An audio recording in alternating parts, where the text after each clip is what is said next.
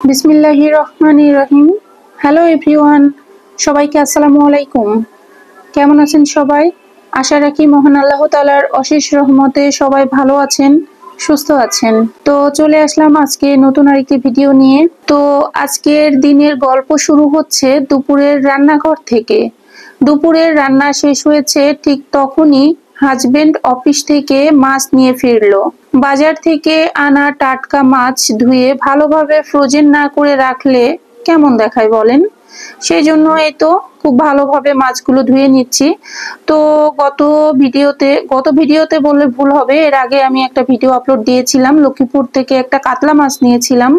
তো আজকে যে মাছটা নেওয়া হয়েছে এটা হচ্ছে রুই মাছ।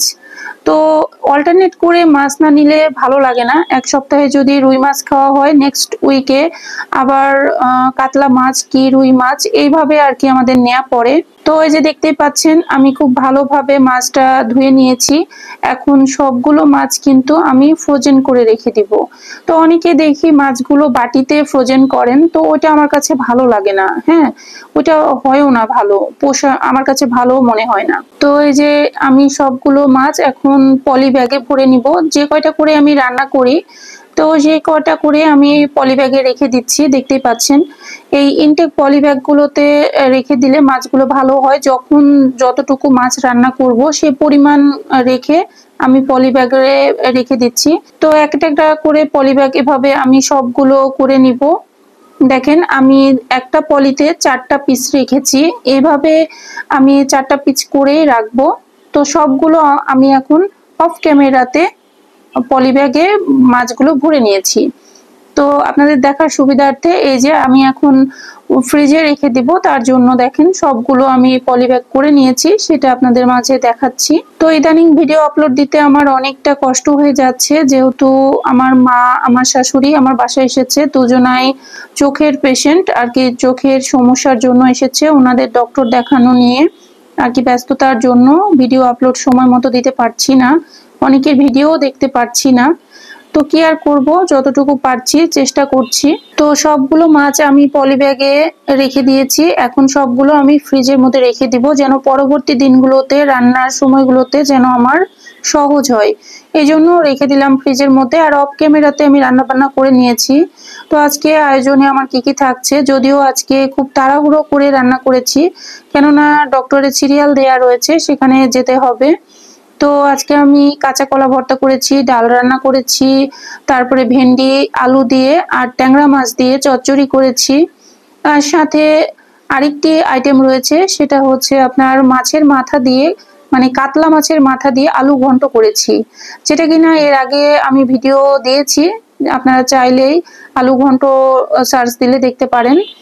তো এই যে আমার আজকে দুপুরের আয়োজন, এখানে সাদা ভাত, লেবু, আর তার পাশাপাশি আলু ঘন্ট, ডাল, ভর্তা আর ভেন্ডি চচ্চড়ি, এসব নিয়ে আজকের দুপুরের আয়োজনটা ছিল। আমরা এখন খুব দ্রুত দুপুরের খাবারটা খেয়ে নিব।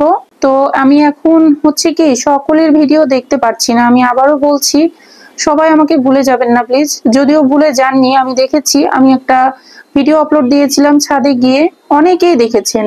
আমি তাদের অনেকের ভিডিও এখনো সিন করতে পারিনি, তবে চিন্তার কিছু নেই, আমি যখন একটু ফ্রি হব আমি আপনাদের সবার ভিডিও দেখে দিব ইনশাআল্লাহ।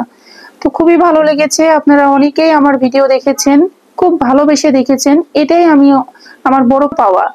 ঠিক আছে, খুব ভালো লেগেছে। তো আজকে দুপুরে আপনারা কে কি আইটেমে রান্না করেছেন আর কে কি দুপুরে লাঞ্চ করেছেন কমেন্ট বক্সে জানাতে পারেন। তাড়াতাড়ি করে খাবার শেষ করতে হলো, কারণ আজ ডাক্তার দেখানো সিরিয়াল ছিল, যেটা কিনা আমি এর আগে বললাম। মা এবং শাশুড়িকে নিয়ে বেরিয়ে পড়লাম ডাক্তারের চেম্বারের পথে। তো এই যে অলরেডি পৌঁছে গিয়েছি। তো যে ডক্টরকে আমি দেখাচ্ছিলাম, উপরে যে সাইনবোর্ডটা ছিল ঢুকতে আর কি, আমি একটু আপনাদের মাঝে শেয়ার করলাম। এই যে এটা হচ্ছে সে ডক্টরের চেম্বার। তো ডক্টর মোহাম্মদ নাইমুল হক। তো প্রথমে ঢুকতেই সিঁড়ি দিয়ে যাইতেই হাতের ডান দিকে ওখানে একটা ফার্মেসি রয়েছে, তারপরে সিঁড়ি দিয়ে উপরে দোতলায় যেতে হবে, তাহলে ওনার চেম্বার পাওয়া যাবে। তারপরে এই তো আমরা উপরে চলে আসলাম। তো ডক্টর মোহাম্মদ নাইমুল হক, খুব সুন্দরভাবে ওনার লোগো রয়েছে, আমি একটু আপনাদের দেখিয়ে দিলাম। উনি এক কথায় উত্তরবঙ্গের মধ্যে অনেক বড় একটা ডক্টর। বাংলাদেশ আই হসপিটালে মাকে দেখিয়েছি, তো তারপরেও আমার কাছে মনে হয়েছে যেহেতু উনি অনেক বড় ডক্টর এবং সিনিয়র মানুষ, তো ওনাকে দেখানোটা ভালো হবে। সেজন্য আর কি সকালবেলা ছোট মেয়েকে স্কুলে দিয়ে ওনার সিরিয়াল নিয়েছিলাম। তারপরে এই তো দেখেন অনেকে বসে আছে। তো চক্ষু নিয়ে যদি কেউ ডক্টরের কাছে যান, ধৈর্য সহকারে চিকিৎসা না নিলে হয় না, ধৈর্য রাখতে হয়। অধৈর্য হয়ে কোনোভাবে চোখের চিকিৎসা করা সম্ভব হয় না।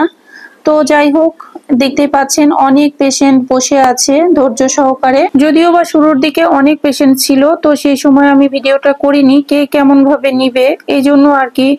আমাদের সিরিয়ালটা সবার লাস্টের দিকে ছিল, সেজন্য অনেকটা রোগী কমে গিয়েছে দেখানো শেষ পর্যায়ে।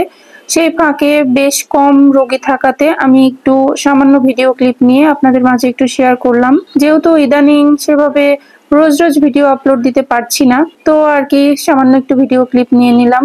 ডক্টরের চেম্বারে পৌঁছে অত্যাধুনিক মেশিন দিয়ে পরীক্ষা নিরীক্ষা করা হলো। তো পরীক্ষার পরে শাশুড়ি মার চোখে ছানি ধরা পড়লো, আর ডাক্তার আগামীকালই অপারেশনের ডেট দিয়ে দিয়েছেন। তো আগামীকাল ইনশাল্লাহ আমার শাশুড়ি মার অপারেশন হবে। আমার মায়ের ক্ষেত্রে পরিস্থিতি কিছুটা আলাদা, তার গ্লুকোমা রয়েছে, তাই অপারেশন না করে শুধুমাত্র তাকে যেটা সাজেস্ট করলো সেটা হচ্ছে জীবনের শেষ পর্যন্ত প্রতিদিন চোখে ড্রপ দিয়ে যেতে হবে, এটাই তার চিকিৎসা। আমার মায়ের চোখ সম্পর্কে আর কি বলবো, আসলে গ্লুকোমা রোগীরা নিজেই জানে না তার চোখে আস্তে আস্তে আলো চলে যাচ্ছে বা সে আর দেখতে পাচ্ছে না। তো এই ক্ষেত্রে আমার মা আসলে গ্রামে থাকে, ওভাবে আমরাও কখনো নোটিস করিনি, বুঝতেও পারিনি। তো আমার মায়ের একটা চোখ আর কি পুরোটাই ড্যামেজ হয়ে গিয়েছে, অতিরিক্ত হাই প্রেশার ছিল চোখে, তো এটা আমরা বুঝতে পারিনি। আর দ্বিতীয় চোখটা হচ্ছে 5% সম্ভাবনা রয়েছে, তো এই 5%-এর যতদিন বেঁচে থাকবে ততদিন আর কি দেখতে পাবে, কোনো সমস্যা নেই। তবে যে ড্রপগুলো দিয়েছে ড্রপগুলো কোনোভাবে মিস করা যাবে না, টাইম মেনটেন করে ড্রপগুলো রেগুলার ব্যবহার করে যেতে হবে। তো যাই হোক, আগামীকাল যেহেতু আমার শাশুড়ি মা চোখের ছানি অপারেশন হবে, তাই সবাই আমার মা এবং আমার শাশুড়ি মার জন্য দোয়া রাখবেন যেন তারা সুস্থ হয়ে ওঠেন। আর যে কোনো অপারেশনই আসলে ছোট হোক বড় হোক, প্রত্যেকটা অপারেশনই সিরিয়াস।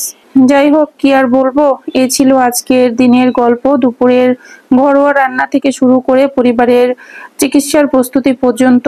জীবন যেমন মিষ্টি, তেমনি কখনো কখনো একটু কঠিনও হয়, কিন্তু ভালোবাসা আর যত্ন থাকলে সবকিছুই আবার সহজ হয়ে যায়। তো আজকের ভিডিওটা আর বেশি বড় না করি, সবাই ভালো থাকবেন, সুস্থ থাকবেন।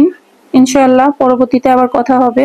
আর অবশ্যই ভিডিওটিতে একটা লাইক দিয়ে ভিডিওটি ফুল ওয়াচ করবেন। তো যাই হোক, সবাই ভালো থাকবেন। আল্লাহ হাফেজ, আসসালামু আলাইকুম।